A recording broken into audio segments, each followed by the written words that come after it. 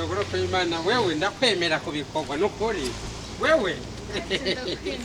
uri wa mbere none nk'aka kadogo gusiga kababiye urabona seri guhereza urufungurizo umukozi ndabira neshe twaziriye usheba undabire nukuri undabire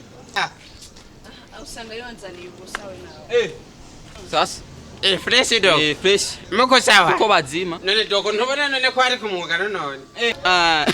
kasha waramenyereye sibyo ubu nta rufunguzo ndaguha dogo mu rufunguruzo wewe apeti mbiriza apeti mbiriza banzinga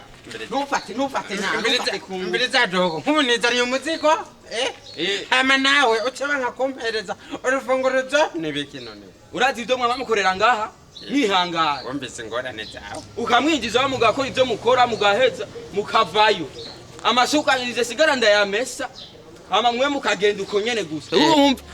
ureje navuze ati narambiwe nta rufunguzo kandi uri mugenzi nukuri kw'Imana oya nta kijama ibyo by'ikijama ntabyo tadogo reka ibyo reka ngeso dogo sawa iyo ngeso